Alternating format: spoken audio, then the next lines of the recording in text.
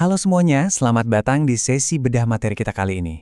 Coba deh jujur, pernah nggak sih kalian ngerasa kejebak kayak ngabisin waktu berjam-jam cuma buat baca puluhan ulasan di internet, padahal niatnya cuma mau beli barang yang super sepele? Atau baca ribuan opini yang ujung-ujungnya malah bikin kalian makin pusing? Nah, hari ini kita bakal ngebongkar satu miskonsepsi besar di era modern, yang saya yakin banget kita semua pasti pernah atau bahkan lagi ngalaminnya. Pertanyaannya gini, apakah punya lebih banyak informasi itu otomatis bikin keputusan kita jadi lebih baik? Jujur aja nih sama diri sendiri, sebagian besar dari kita tuh punya kebiasaan ngumpulin data sebanyak mungkin kan? Buka 10 tab di peramban web, ngebandingin setiap detail sekecil apapun, ya harapannya sih biar bisa dapat pilihan yang benar-benar sempurna dan tanpa celah. Kita mikirnya makin banyak data, makin kecil kemungkinan kita salah, ya kan? Tapi, gimana kalau kebiasaan yang selama ini kita anggap cerdas, ini justru malah ngejauhin kita dari jawaban yang sebenarnya lagi kita cari?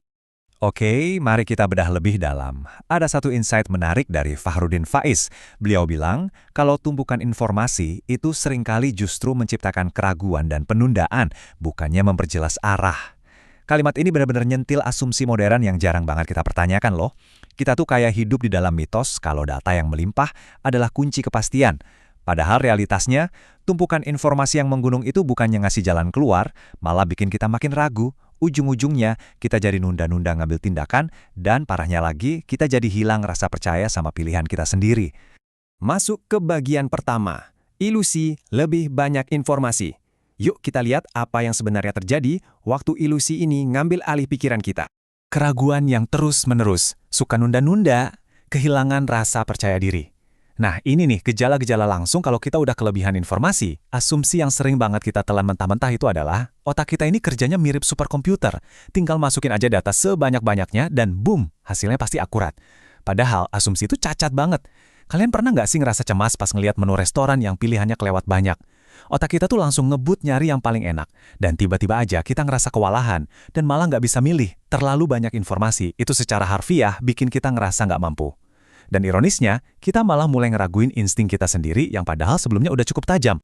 Lanjut ke bagian 2, memahami kelelahan kognitif. Sekarang kita intip dikit nih, fakta sains di balik rasa capek luar biasa yang kalian rasain setelah berjam-jam riset informasi. Oke, kita pelan-pelan sedikit di sini ya, karena konsep ini penting banget, namanya kelelahan kognitif. Dalam psikologi keputusan, ini tuh kondisi nyata banget di mana otak kalian benar-benar udah ngerasa kewalahan.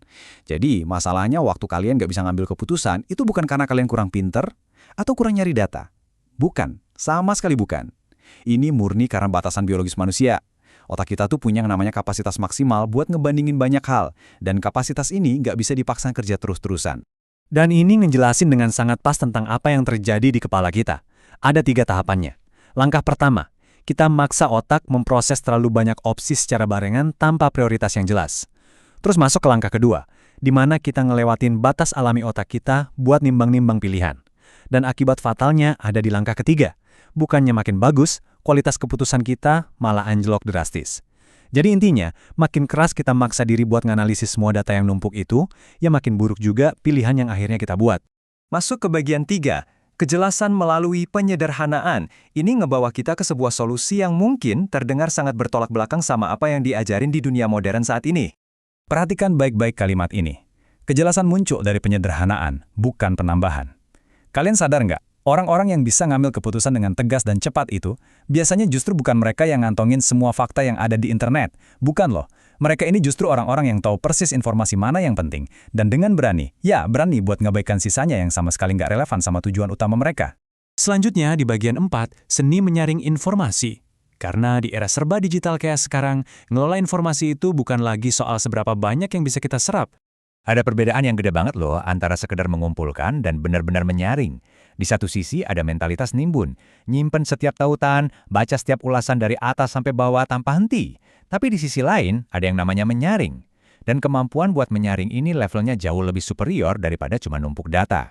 Menyaring itu artinya kalian berani pasang batasan yang jelas, misahin mana yang benar-benar relevan dan mana yang cuma sekedar kebisingan doang. Orang yang tegas ngambil keputusan pasti menang di tahap menyaring ini. Sekarang kita sampai di bagian 5, refleksi, mencari atau menimbun. Ini waktunya buat kita ngaca bentar sama kebiasaan kita sendiri. Jadi, poin krusialnya di sini adalah niat dan kejujuran sama diri kita sendiri. Coba deh tanya, apakah kalian tuh benar-benar lagi nyari jawaban? Atau jangan-jangan kalian cuma lagi asyik bikin rumit pilihan kalian sendiri? Coba hitung, berapa banyak sih waktu dari rutinitas riset dan scrolling tanpa akhir kalian yang benar-benar produktif buat ngehasilin sebuah keputusan? Dan berapa banyak yang sebenarnya murni cuma rasa ragu yang lagi nyamar jadi rasa ingin tahu? Nah, sebagai penutup, saya mau ninggalin kalian sama satu pertanyaan terakhir ini.